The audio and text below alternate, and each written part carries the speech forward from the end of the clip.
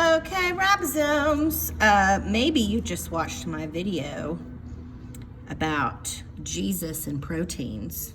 And if Jesus and proteins doesn't make any sense to you, go back and watch it because it'll help you understand what this guy does. And maybe you noticed that you had to flip some pages. So there was the cytoplasm page, then there's the lysosome page. I didn't forget to do these. I'm just jumping ahead. There's the nucleolus page, and ribosomes on the next page. So I jumped ahead to ribosomes because we need to talk about proteins, and ribosomes make proteins to understand what some of these other organelles do. So they're in your notebook in alphabetical order, but I'm gonna jump ahead because these guys, they do big work. So ribosomes, first of all, their structure is they kind of have like a top and a bottom, kind of like that. And it's actually two parts. I'm gonna put like kind of a wavy line in here. And there's kind of like, it's like a oh, if I could put my fingers up, but they're kind of like a shell, like this. They have a top and a bottom. And the space in between does a job. So, but they're kind of put together like this. And the big job of ribosomes that I want you to put in all caps makes, if you hear big construction vehicles, well, that's just the norm.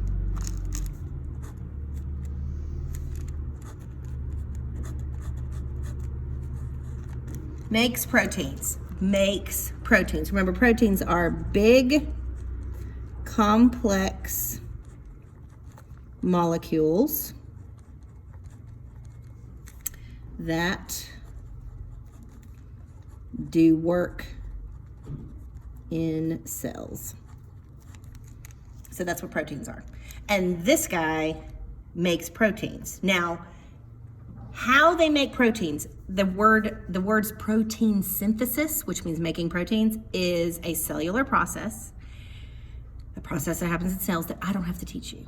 And when you get to high school and college and you have to learn about protein synthesis, you'll say, man, that was tough. It's really hard.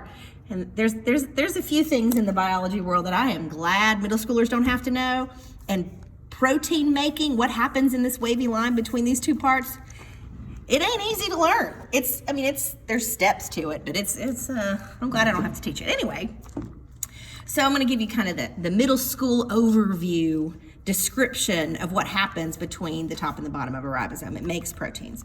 So in here, the ribosome will read, and I'm going to put read in quotations because this is just, there's no actual like literature going on, but a ribosome will read DNA, which becomes RNA. And if you're going, what? This sounds hard. DNA becomes something else? Guess what? Another high school level thing you don't have to know right now, so don't stress. But DNA becomes RNA. DNA, I'm sure you've heard of.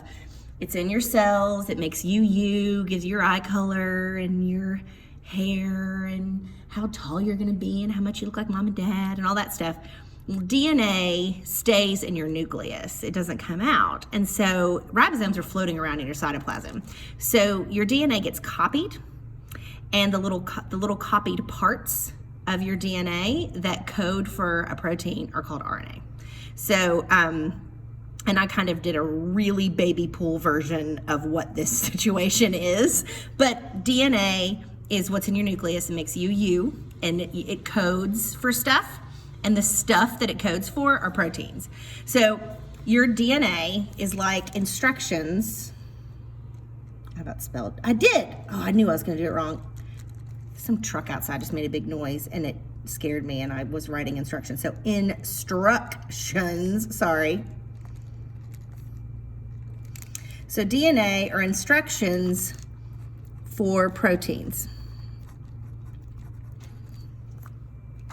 And your ribosome reads DNA that has become RNA.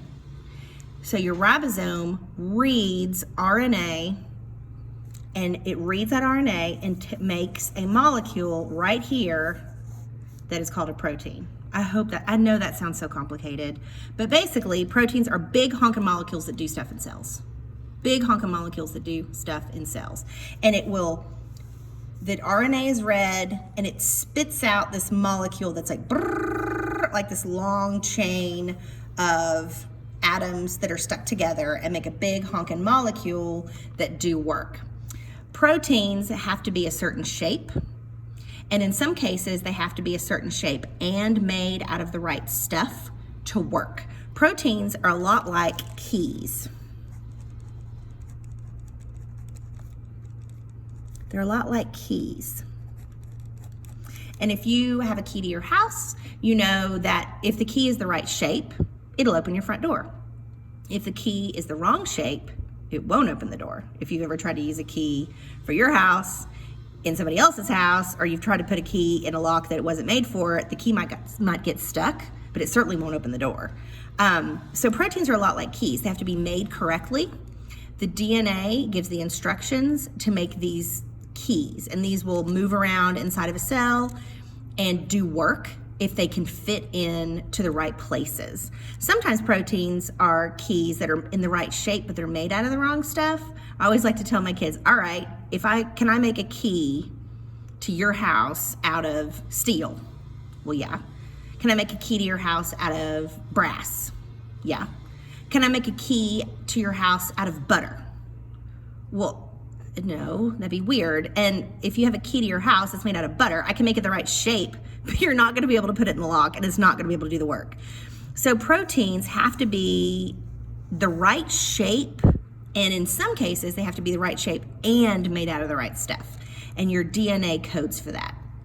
So proteins are like keys that move around inside of a cell. Let me go back for a second. So in the cytoplasm, proteins are moving around inside of the cytoplasm, and they're like a key, and they fit into locks all through different organelles, sometimes into the cell membrane. And if a protein hooks into the cell membrane, it may code to, hey, let water in, or hey, dump this out, or hey, bend in, allow a big something from outside, like a hormone or something, inside the cell.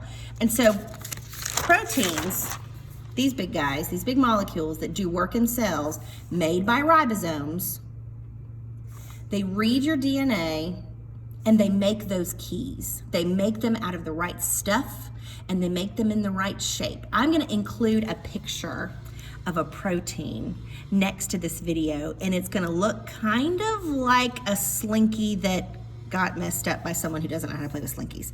That's what proteins look like a lot. They're wild, and they're curly, and they're bent, and they're twisted, and you think that thing has to be made just right? Yes. Yes, yes, yes, they do. Anyway, so I hope you might need to watch that again, but if you can remember that ribosomes make proteins, and proteins do stuff in cells, you're on your way. You're on your way. And the more we talk about the stuff, and the more I get into it with other organelles, you'll start thinking, okay, I got this. Okay, proteins do the work in cells. Okay, thanks.